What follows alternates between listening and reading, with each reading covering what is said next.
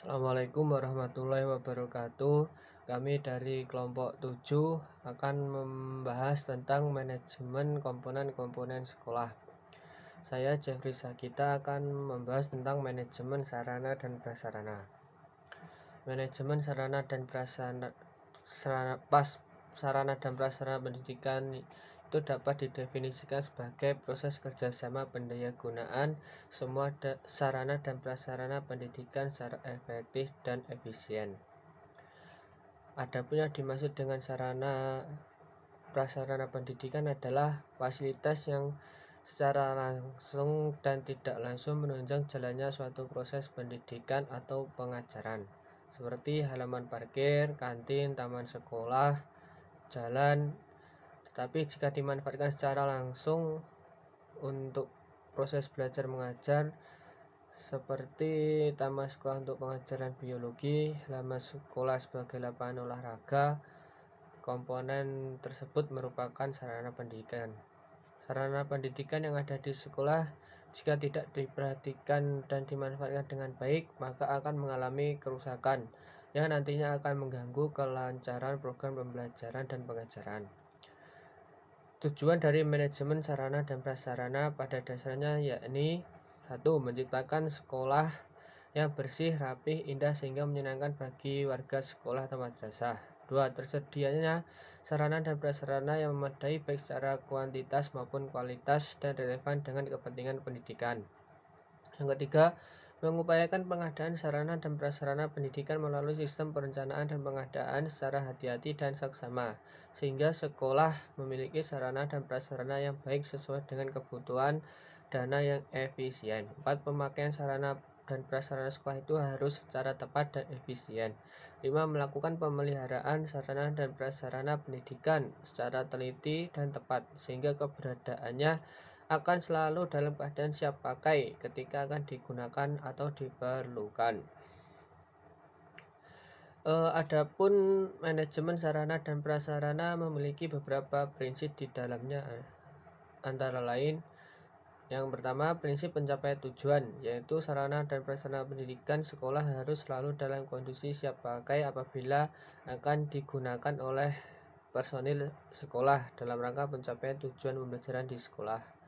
Yang kedua, prinsip efisiensi, yaitu pengadaan sarana dan prasarana di sekolah harus dilakukan melalui perencanaan yang seksama sehingga dapat diadakan sarana dan prasarana pendidikan yang baik dengan harga yang murah.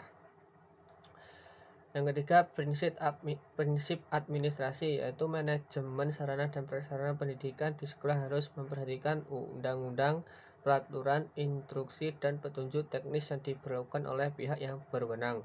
Yang keempat, prinsip kejelasan tanggung jawab, yaitu manajemen sarana dan prasarana pendidikan di sekolah harus didelegasikan kepada personel sekolah yang mampu bertanggung jawab. Yang terakhir, yang kelima, yaitu prinsip kekoefisien, yaitu manajemen sarana dan prasarana pendidikan di sekolah harus direlasikan dalam bentuk proses kerja sekolah yang sangat kompak. Adapun macam-macam sarana dan prasarana seperti 1. Menurut habis tidaknya dipakai. Yang di dalam sini dibagi menjadi sarana pendidikan yang habis pakai. Ya, ini segala bahan atau alat yang apabila digunakan bisa habis dalam waktu yang relatif singkat, seperti kapur tulis, spidol, penghapus, bola lampu, dan kertas. Sarana pendidikan yang tahan lama, yaitu keseluruhan bahan atau alat yang dapat digunakan secara terus-menerus dalam waktu yang relatif lama, seperti bangku, kursi, komputer, bangunan, dan ruang kelas. Yang kedua, bergerak atau tidaknya pada saat digunakan. Pada hal ini dibagi menjadi sarana pendidikan yang bergerak, yaitu sarana pendidikan yang bisa digerakkan atau dipindahkan sesuai dengan kebutuhan pemakaiannya, seperti lemari, kursi, alat olahraga, dan lainnya. Ketiga, sarana pendidikan yang tidak bergerak, yakni semua sarana pendidikan yang tidak bisa atau relatif sangat sulit dipindahkan, seperti bangunan, halaman parkir, taman. Yang ketiga, menurut hubungannya dengan proses belajar mengajar, yakni sarana pendidikan yang berhubungan secara langsung dalam proses pembelajaran seperti kapur tulis, spidol, alat pelajaran, alat peraga, alat praktik, dan lainnya. Yang kedua, sarana pendidikan yang secara tidak langsung berhubungan dengan proses belajar mengajar seperti kantin dan halaman parkir.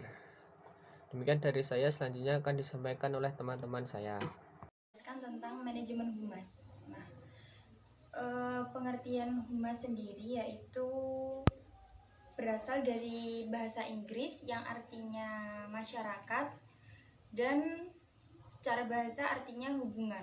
Nah, menurut istilah hubungan masyarakat itu dapat dikategorikan dari beberapa pendapat para ahli. Yang pertama adalah Effendi. Nah, Effendi di sini memaparkan bahwasannya hubungan masyarakat adalah fungsi manajemen, yakni yang berkelanjutan dan rencana berkarakter, bersifat umum maupun pribadi. Menurut Griswold yang dikutip dari bukunya Reilly, yaitu berdasarkan isi bukunya tersebut dapat diketahui bahwasanya public relation merupakan fungsi umum yang biasanya digunakan mengenai hal penting seperti pada aktivitas setiap urusan manusia, agama, pendidikan, pemerintah, sosial, dan kesejahteraan kewarganegaraan. Selanjutnya yaitu menurut Mr. Elkrat, yaitu manajemen humas merupakan gabungan dari dua konsep, yaitu manajemen dan humas. Nah, manajemen humas dapat diartikan penelitian, perencanaan, pelaksanaan, dan evaluasi, serta aktivitas komunikasi yang disponsori oleh organisasi yang berawal dari pertemuan kelompok kecil sampai dengan berkaitan tentang konferensi pers internasional via satelit, mulai pembuatan brosur hingga kampanye nasional. Nah, yang selanjutnya adalah ruang lingkup dari humas. Di sini terdapat 6 ruang lingkup. Yang pertama publisitas, yang kedua pemasaran, yang ketiga public affairs, yang keempat manajemen isu, yang kelima lobby, dan yang keenam hubungan investor. Selanjutnya, manajemen layanan khusus. Manajemen layanan khusus merupakan layanan yang diberikan sekolah kepada peserta didik untuk pelaksanaan belajar mengajar agar berjalan sesuai tujuan yang telah ditentukan. Manajemen layanan khusus di sekolah ditetapkan dan diorganisasikan untuk memenuhi kebutuhan peserta didik di sekolah dan untuk memudahkan atau memperlancar pembelajaran. Fungsi manajemen layanan khusus. Yang pertama, perencanaan, berupa analisis kebutuhan dan penyusunan program layanan khusus. Yang kedua, pengorganisasian, berupa pembagian tugas untuk melaksanakan program layanan khusus. Yang ketiga, pelaksanaan, berupa pengaturan dalam pelaksanaan layanan khusus.